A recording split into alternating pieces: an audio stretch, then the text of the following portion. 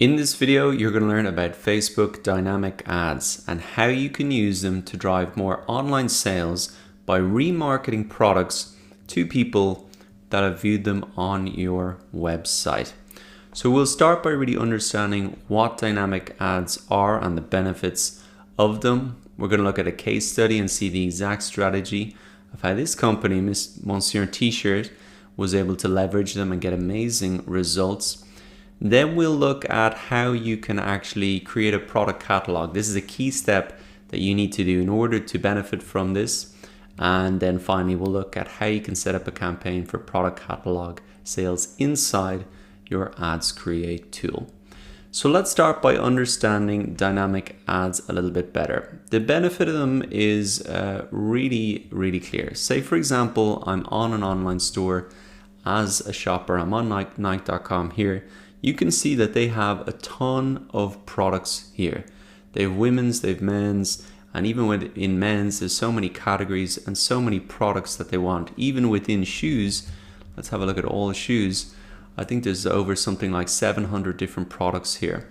So if Nike wants to remarket to me and get me to complete the sale, they're going to have a much better chance of doing that if they really personalize that remarketing. So say, for example, that I picked up or had a look at this product, but I didn't add it to my cart. I could have looked at maybe some tracksuit bottoms or tops that I also didn't add to the cart, but it shows that I was interested in them. Now, if Nike runs an ad and shows me those products in the ad, well, that'll remind me to really come back and add them to cart and finish out the checkout process. So the key benefit of dynamic ads is that they really personalize Facebook adverts without all that manual work, and that's an important distinction to make. If you wanted to run dynamic ads without this feature available, what you would have to do is build a custom audience for every single product and use that in your remarketing efforts. Dynamic ads really automates the whole process for you, so that's the key advantage. It personalizes the adverts without all that manual work setting up custom audiences.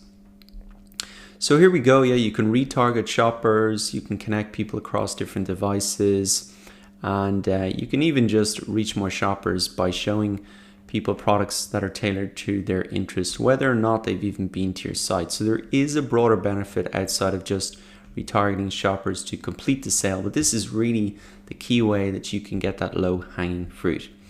Now, coming down a little bit, there is a point that's worth mentioning here, that if your website is powered by one of Facebook's partners, including Shopify, Magento, or BigCommerce, you can automatically set up dynamic adverts. And I think a lot of you might be in that case if you have an e-commerce store. So let me just show you quickly some of the steps. We'll come down to use Shopify as our example again, because the process is quite similar. What you need to do is log into Shopify, and you can upload your product information to your Shopify account, and then from there it will upload to your ads account. So there is an easy process to get that done if you've one of these platforms. I'll include this original link here so you can get to that easily and follow the steps. Now that you understand what dynamic ads are and the key benefits of them, let's have a look at this case study of Monsieur T-shirt to really see how they put them to use to drive a lot of sales. So Monsieur T-shirt are a French t-shirt specialist, and they gained nearly a 10x return on the ad spend by promoting its stylish product line with dynamic ads and the powerful Facebook pixel. So this is just a key thing to point out, that in order for you to remarket in the first place, you need to have the Facebook pixel installed, and then the dynamic ads are help automating that remarketing process and personalizing it. So if you haven't got the Facebook pixel set up, that's the first thing you need to do before you can even start using dynamic ads. But as you can see, it's definitely worthwhile doing. Great results that other companies are seeing and very low cost per click. Let's move down now to have a look at the exact strategy that they used. So as you can see, first thing they did was install the Facebook pixel, and then what they did was by embedding the pixels on the page of their online catalog, You only need to do it once now. Monsieur T-shirt was able to gather precise data about the products that appeal to specific people, allowing it, for example, to see the garments that somebody had viewed and added to their basket without completing the sale. So really that abandonment remarketing, but in a very personalized format. And what they did then was they used the dynamic ads in a carousel format to reach these people in their Facebook newsfeed and prompt them to finish their purchase. So if you're not already familiar with it, a carousel ad format is a ad like this that has 2 or 3 scrollable images or videos. So probably what Monsieur T-shirt did is if you viewed 2 or 3 t-shirts, they would appear in this carousel. I really encourage you to go back to the exact product page and finish the checkout process. So let's have a look at how you can actually get started on this. As we said, Facebook Pixel, gotta get that installed. We've covered that previously. But the next step is you want to upload your product catalog. If you haven't got one of the platforms we talked about before, this is how you do it. You want to come in firstly to your Facebook Ads Manager, come across to All Tools. Under Assets, you can see Product Catalog here. And what you want to do is really create your product catalog or upload it. And you can see that you can give your catalog a name here. So you can include products, hotels, flights, destinations.